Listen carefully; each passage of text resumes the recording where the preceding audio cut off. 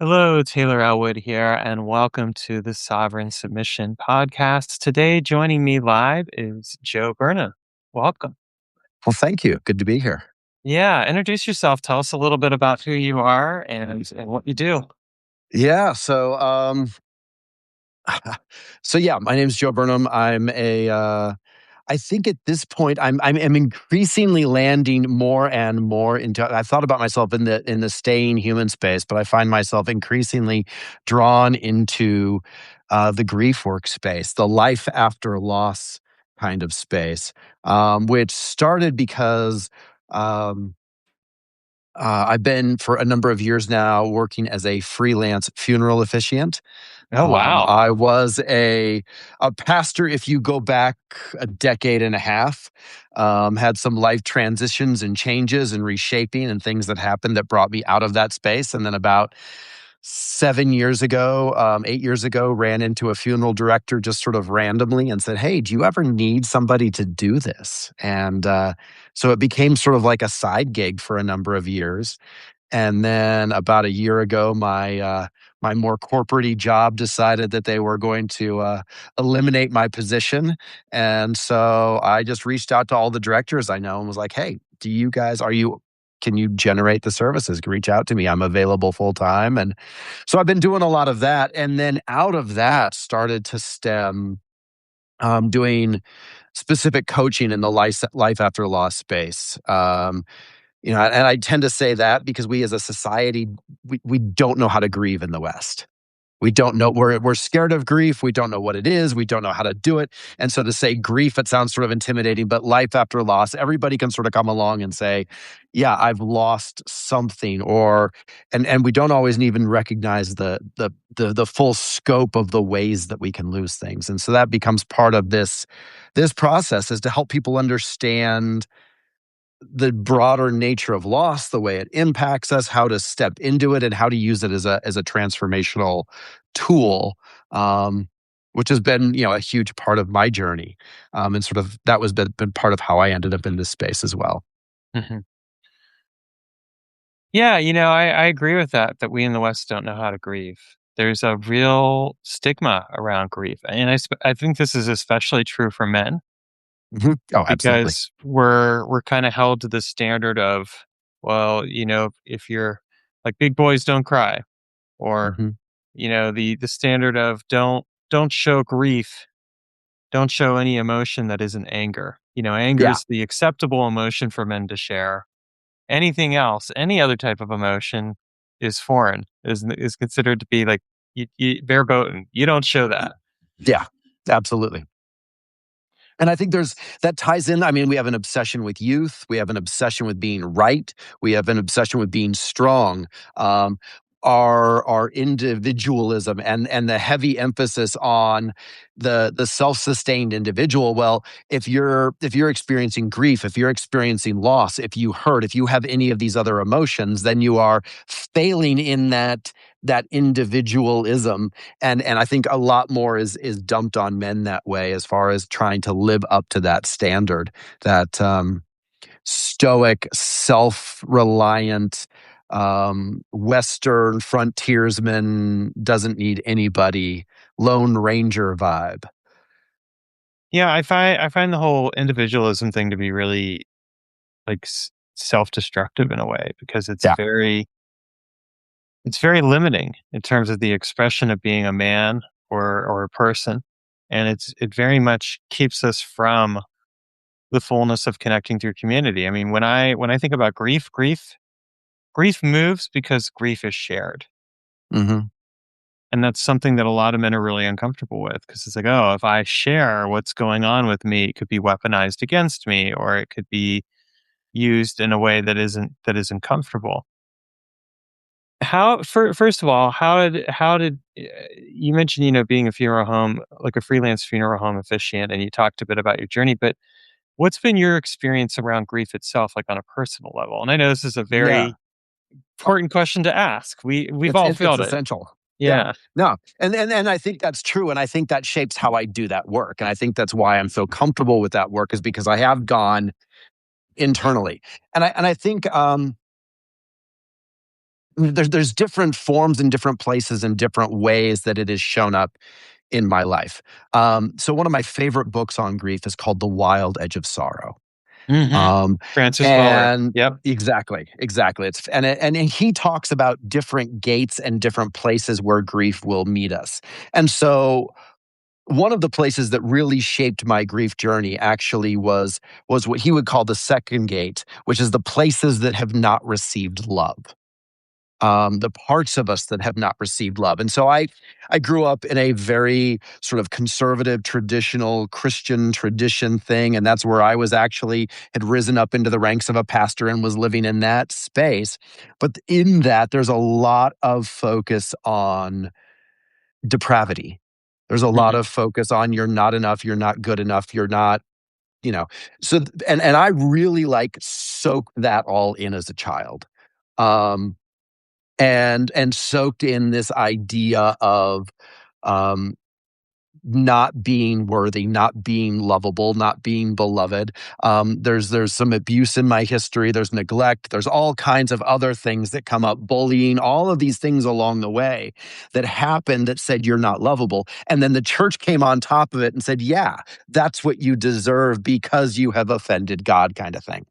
And so in my own story, one of the big things that happened, I actually did a dissertation, a doctoral project in spiritual formation, and so I ended up this final doctoral project. I had this terrifying moment in my life where I'm sitting down to write my culminating project to demonstrate that I am a master of spiritual formation, and I realized I had nothing to say because faith, as I knew it at the time, was just tearing me apart.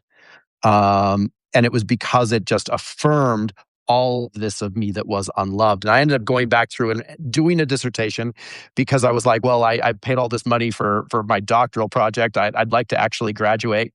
The other option was to just sort of walk away from it all. And I was like, is there a different way to read this text? And in the process, I discovered this way of reading this ancient text that was like focused on our belovedness. And so for me, that was like the entry into my grief work and the parts of me that had not received love, because at that point in my life, for almost 40 years, my very identity was unlovable. Mhm. And that came in just like I would hate to say like a sledgehammer because that'd be like a violent, but almost like it had built this wall around me, and so it was like this violent destruction of this wall around me that said, unlovable, and broke through, and this notion of belovedness came in, and so for me that was this radical reshaping of everything about how I understand myself and how I view my, would see myself in the world and functioning in the world.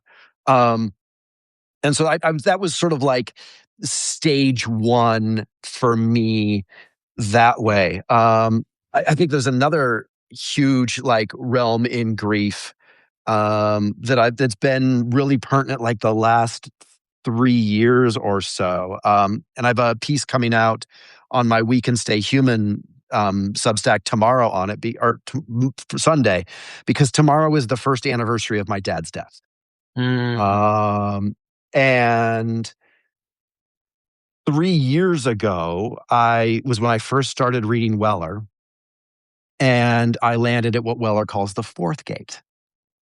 Um, and which is it's all about grief um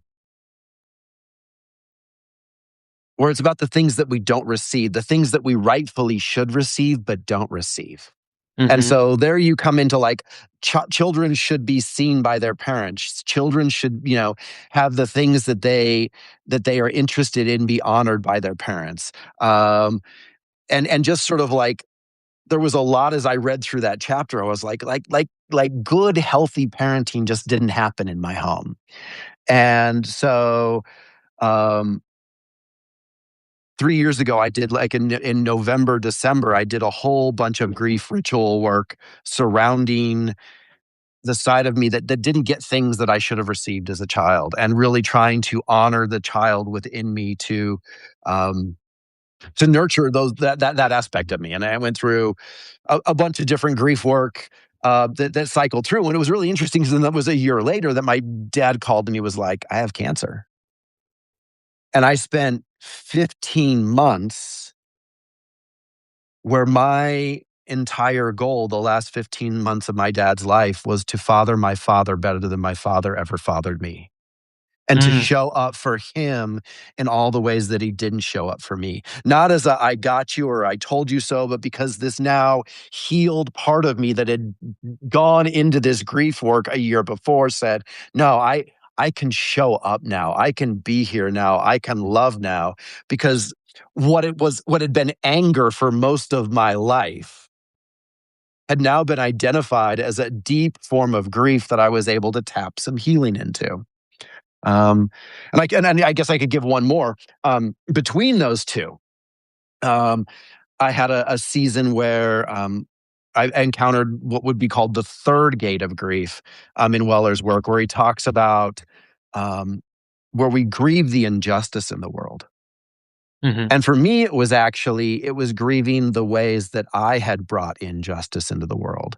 As I thought about a couple of failed marriages and who I'd been pre any of my grief work, as I thought about the way that I'd treated people, as I thought about the way I'd engaged with my child, um, all of those things sort of came up, and it was an opportunity to grieve who I'd been, um, and then shift into living a life of amends and how can I actually live better in this world.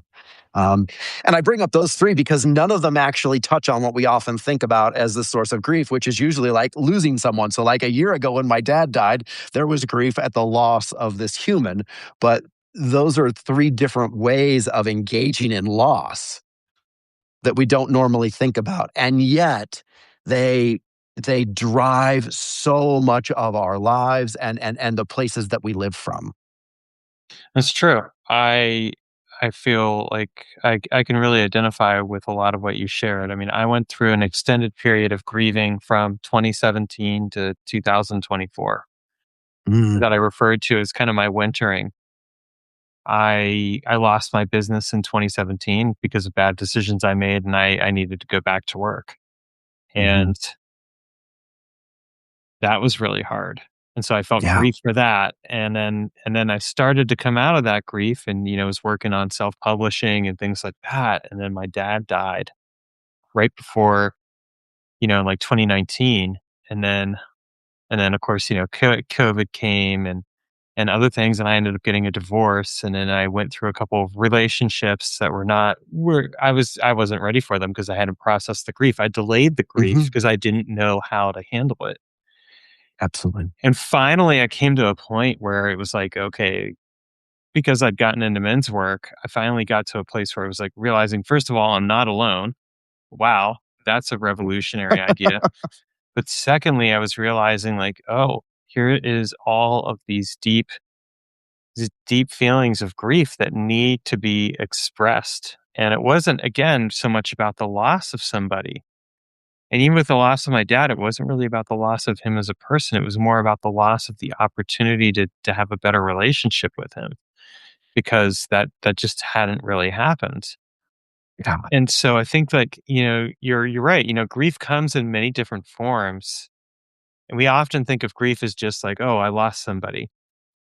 I mean, even the other day, because I'm in a process right now where I recently decided to again go back to work. Like I left a job at the end of August 2024 to just do some deep inner work and figure some things out for myself. And I figured some stuff out, and I'm slowly but surely building a business. But I realized like this isn't sustainable right now.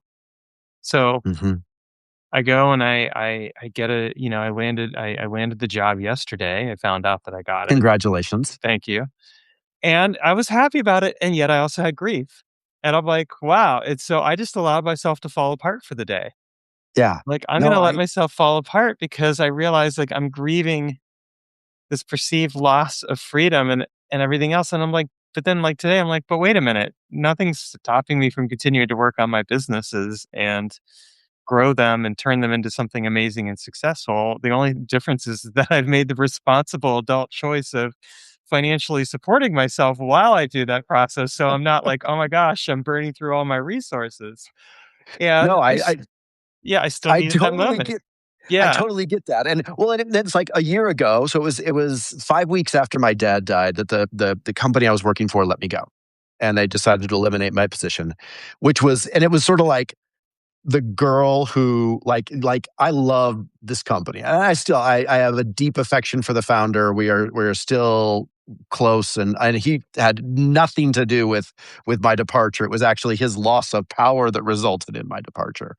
Um, but there was grief in that, but I've also been like in the year that's followed since I've launched two LLC, or I had one LLC that was already going. I've launched another one where I am continuing to do some work in that world. In fact, I was just with that company last week in California running a trade show event for them, which is a weird, wild. I joke that sometimes I feel like it's a little bit of like I feel like an Offspring song. They just come use me when they need me, and then they send me on my way. But the point is, there's still passion and love for what I do there, and I've worked with other companies now in that space, and so it's all good. But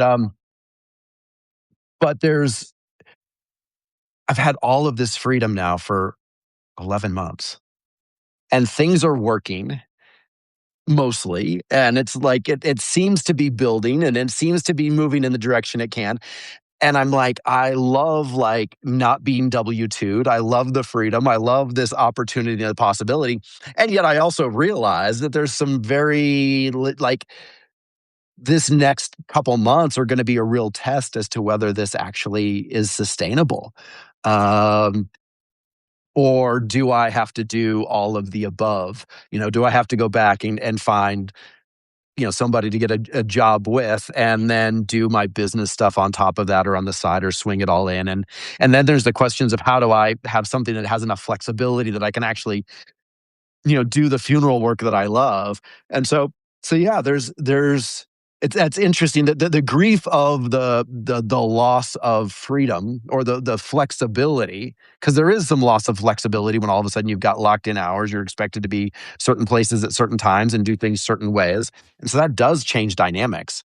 But yeah, and it's another kind of grief, and allowing yourself to drop into that and to feel it and to process through it and to acknowledge that emotion and then to come out on the other side and go, okay. Yeah, well, and it's real. I want to welcome Madeline, who has joined us here. She joined us a little while ago, but we were busy talking. If you have any questions or comments, Madeline, as we're going through, please feel free to share them. Yeah, I mean, and I think that's just it. I mean, one of the things that I kind of came away with is that it's really important to give ourselves permission to grieve and to fall apart. Falling apart is an integral part of grief in my experience. It's like, okay, I don't need to hold on to the mask of stoicism. I don't need to pretend I've got it all figured out. I can allow myself to feel and experience the grief of saying, yeah, something didn't quite work the way I thought it would, or I need to make a life change and there's a bit of grief there. Or yes, somebody died and there's definitely a lot of grief there. Like grief can come in many, many different forms. And I'll admit as well that like it is I think the biggest lesson that my wintering taught me is just how important it is to allow the full season of grief to happen, because when I allow that season of grief Hmm. to occur, it moves. But Yeah. when I don't allow it to move, or when I don't allow myself to express it, it actually just becomes stuck and becomes Mhm. part of the identity. And so it's like there's this very real, interesting sense of feeling like, oh, I can actually be happy for the first time in a long time and feel a deep sense of joy because I'm not holding on to that grief thinking I'm not supposed to be feeling this or anything like that. I've let myself fall apart. And in letting myself fall apart, I'm able to put myself back together again. Mhm. Well, and I think there's so one of the illustrations I use when I'm sitting down, and I did this a couple weeks ago with a older woman. She had just lost her husband of 61 years, and her response was, "I just want to make this feeling go away. Mm, I just want to be done with how this feels because it hurts so much. And so I got some little sculpting clay, and I gave her a piece to hold on to. And I said, well, hold on to that for a second and just feel it. And then set it down and then pick it up again. Has it changed at all? No. Okay. Set it down again. Pick it up again. Has it changed? No. All right. What I want you to do now as we sort of go through this session is I just want you to hold it in your hand and do whatever you're going to do with it while it's in your hand, and let's see what happens. And it didn't take long before the heat from her hand had softened that clay and it started to become something that she could work with. And she's sitting there rolling it in her hands and turning it like into like spaghetti noodle kind of things, or turning it into a ball or all that. And all of a sudden she's noticing that she's doing all these different things with it. And that's the thing, is that like grief, when we don't deal with it, it continues to feel uncomfortable. It continues to feel hard. It continues to feel like something that we just want to go away. But as soon as we start to hold it, and as soon as we start to give it space to express itself, I often talk about allowing grief to sort of like sit next to you like a companion and to, personify it. Mhm. Let it talk, let it express itself, engage with it, go into some dialogue back and forth with this personified grief sitting next to you. It starts to change shape and it starts to change texture. And I think often that's like an entry point for us in this conversation, because we're, like I said, we're not good at doing grief. We don't know how to recognize grief. And so instead of we just get angry, especially as dudes, so we just, because that's what we know, but saying, okay, why am I angry? What's going on here? What are we feeling? What's actually behind this anger? What's the story that this anger is telling me? And then as the anger starts to get to express, well, I'm angry about this or this or this, what we can often discover is that anger is actually grief. It's some form of grief that didn't know how to express itself, and the only label we could give it was angry. And so, but even that is, it's holding this feeling, it's massaging this feeling, it's allowing this thing as we touch it and go, oh, this is different than I expected. And then it becomes something that, like in the case of the clay, it becomes something we can start doing something with. And often I see grief as a tool for transmutation. It's a tool that the energy of grief gets to transmute into something else in our lives that we can use and move forward. And it can be a way to grow and land in a different place. I think we can do that with a lot of emotions in our life.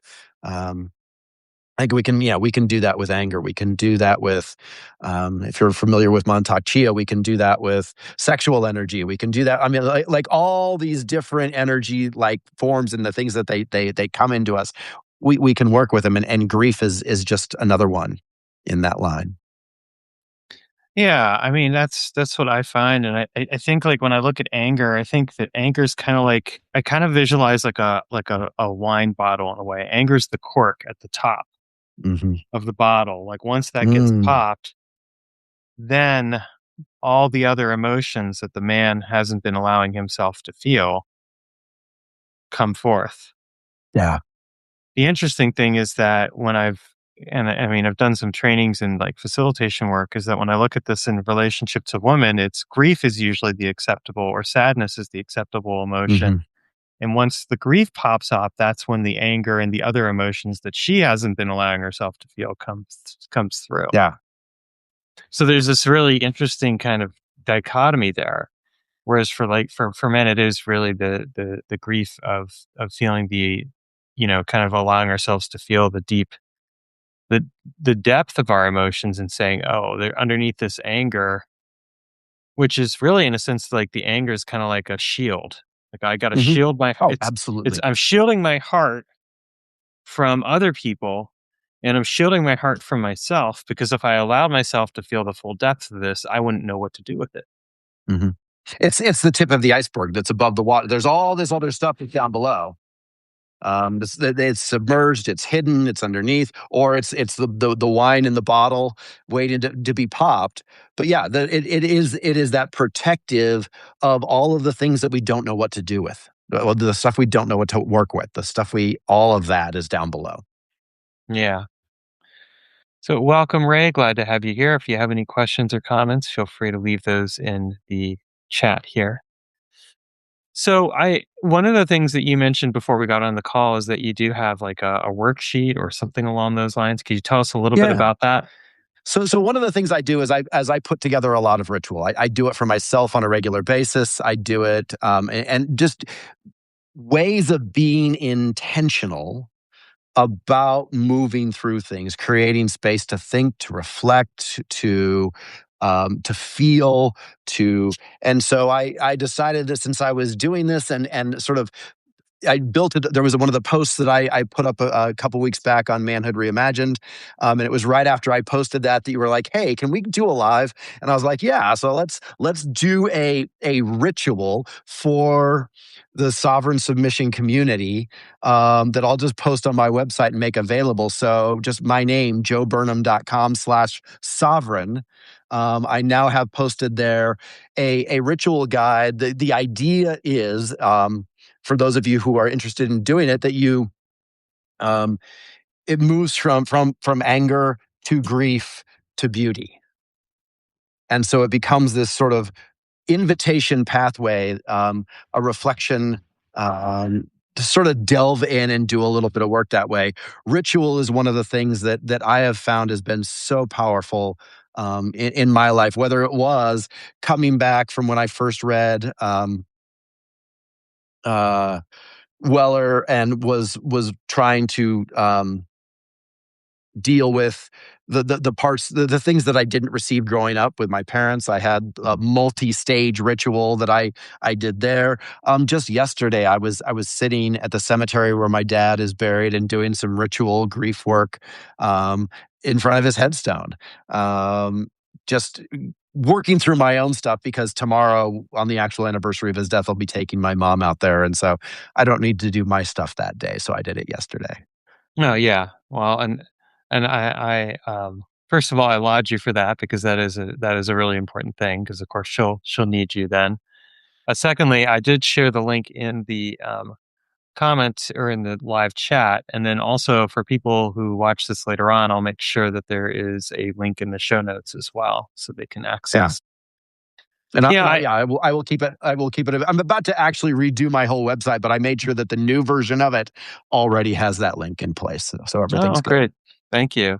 Appreciate that. I think it's a kind of an interesting thing too. Like allowing ourselves to have the rituals of grief is huge. I know for Yeah. myself, one of the things that like came up for me yesterday was being able to share like the ritual of grief that I was feeling with my beloved. She lives up in Canada. So part of the grief was also like I'm not going to be able to see her as often because I've Mhm. got, this job. And so it's like I don't have the same flexibility. And so allowing myself to feel that and sharing it with her and then her saying like, "Yes, and we're still together and we'll figure this out. We'll make it work." Like that was a huge thing for me because and I needed to have that moment of grief. And I realized part of it was actually even identifying the part of me that was feeling that grief. And I realized it was Mhm. it was a 7-year-old version of me. It touched on a deeper wound. So I'd love to talk a little bit about that because I think sometimes that's another component of grief that we don't always see or recognize. So, in your experience, when you're working with people around grief, do you find that it touches on those deeper wounds? And if so, like what can we do to recognize those parts of ourselves that's feeling grief for the event that's currently occurring, but also feeling grief for something that is deeper than that? Yeah, I think absolutely. I think most of the time, actually, there's something deeper underneath all of it that it links back to, and that it's something from the past that's manifesting in the present. In fact, my girlfriend, we're doing the long distance thing as well, although we only have like a few hours between us, but she's begun to regularly remind me I'm not her. um, because it's like I'll respond to something that happens in our context. And I'm like going, okay, I'm emotionally responding from not from what I'm experiencing right now with you, but I'm responding from this. But a couple examples. One from a grief session not too long ago, um, sitting down.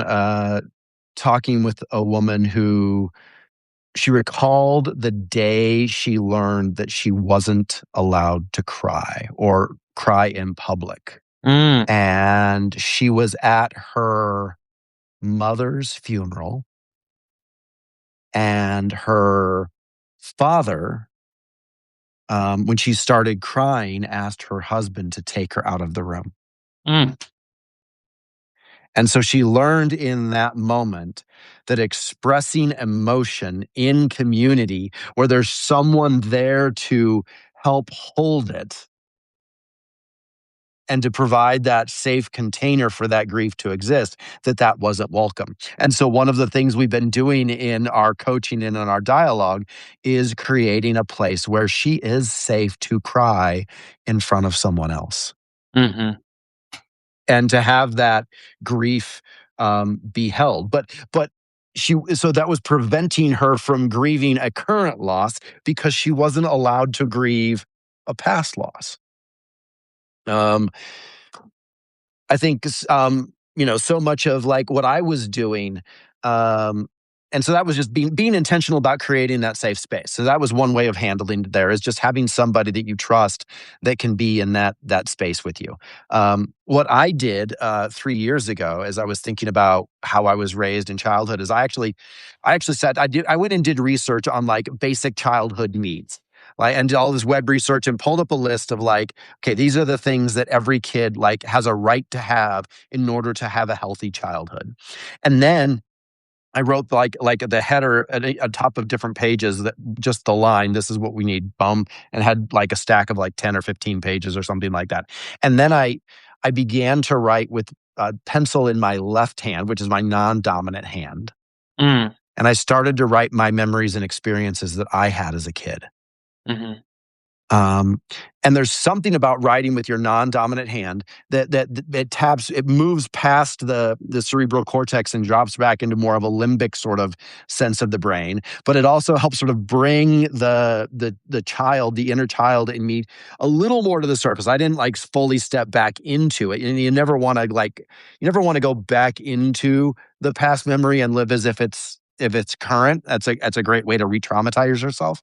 Um, but it allowed that child within me to express the experience, and then I was able to come back with my dominant hand and write, "This is what should have happened," and get to basically reparent myself in that moment.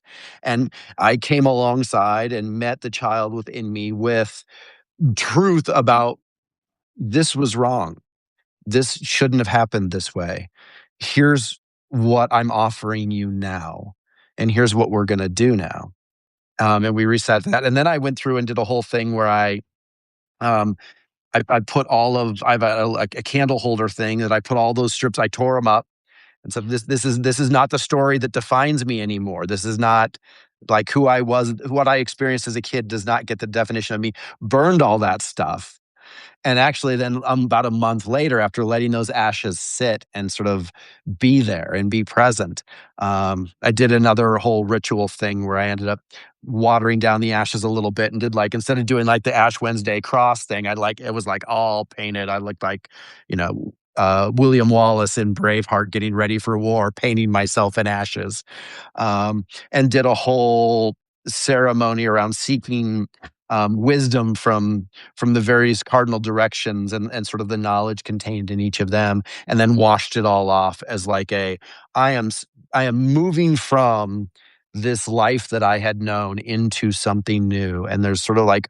rich and like I said, it made so much difference, just in the sense that a year later, as my dad steps into his cancer journey, I'm able to show up and walk with him, and was actually like I like got offended at one point about a month into the process. They made this comment about me being the good oldest son and doing my duty as the oldest son, and I'm like I was offended mm, that they thought that I was there as an act of duty or obligation or anything like that. And then I had to sort of pause and go, wait a second, why am I so offended by this? Because that's how I'd lived most of my life. You know, most of my time in this world had been lived from a place of obligation, duty. I'm doing what I'm supposed to. I'm showing up for them the way they think I should show up for them and doing that sort. So it was like this, it became this huge shift for me. Um, It's so yeah, around I think conscious that, choice.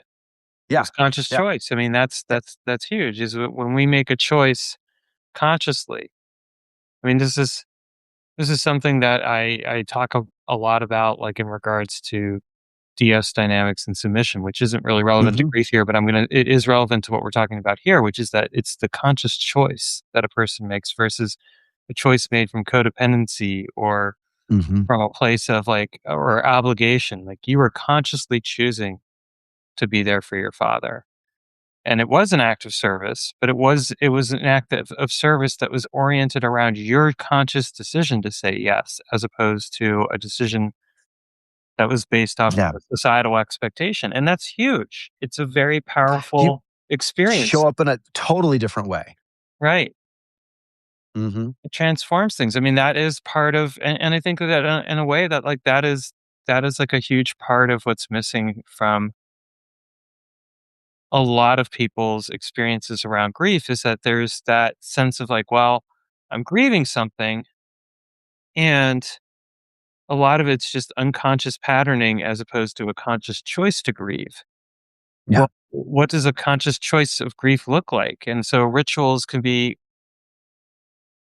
example of that. I mean, I think like in my particular case, I found too just like the conscious decision to allow myself to cry, to feel, to hmm express something very clearly instead of doing the whole stoic man route and like crying on the inside, but on the outside putting a face to the world that says I'm okay when I'm really not. Like it's just like that's not going to work. There is something very real and powerful about being able to say like I get to consciously choose the way that I grieve as a ritual, as an experience, and allow that to transform my relationship with all the other emotions. Allow that to move the anger into something that is really around like what the anger is about, which where more often than not, the anger is about resistance. hmm And the grief is, okay, I can accept this, I can transform, I can stop the resistance and grow into Yeah. this. Use the grief as part of that process. Absolutely. Yeah.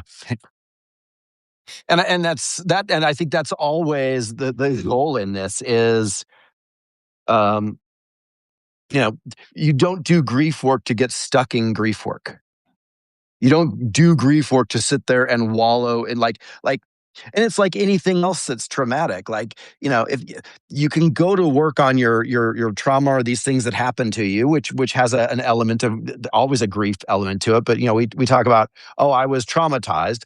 Well, if you become forever stuck as the person who was traumatized, then you are perpetually living in your trauma. And the goal should always be, okay, this is what happened to me, but this does not have to be what defines me. I get to choose how I respond to and live out and live from this. And ultimately, that choice is what matters. And so then you don't get stuck in the activity of what happened. Rather, the activity becomes catalyst for growth. It becomes fodder to allow you to become someone new. And if you look in like a lot of mythology work in the realm of trauma and stuff like that, is you actually it's in that wounding that you find your gift to the world. But if you never take time to go in and work with that, then you never discover your gift. Yeah. Mm. So for people who would like to work with you, where can they learn more about you? I mean, obviously we have the website, but anywhere else they can learn more about you and what you do? Yeah, as I said, the easiest way will be the website. It's updating pretty soon here. Right now, it has a little more of a storyteller bent to it, and it's going to have very much a life after loss focus. So that's a great way. If you want to see, I have two different Substacks: Manhood Reimagined and We Can Stay Human. So if you're curious about this journey with my father, the post that goes up on Sunday will be on We Can Stay Human, and it's all on fathering my father. Um, I'm on Instagram at joeburnham.com. And I think I do TikTok as well as joeburnham.com. I don't spend a lot of time on I respond when people interact with me, but I don't spend a lot of time just hanging out on those platforms. But I put my stuff up there, and a lot of it becomes inviting people back. And if they actually want to work with me, the best place to go is joeburnham.com. If you just want a taste of like some of the ritual stuff I do, um, We Can Stay Human always has a a a 60-minute or a 60-second like reflection, a 60-minute ritual, and like a whole life rebellion kind of practice. And that's the stuff that sits below the paywall. But the stories themselves that I tell those are always free. So Yeah. those are some different ways to explore a little bit in what I do.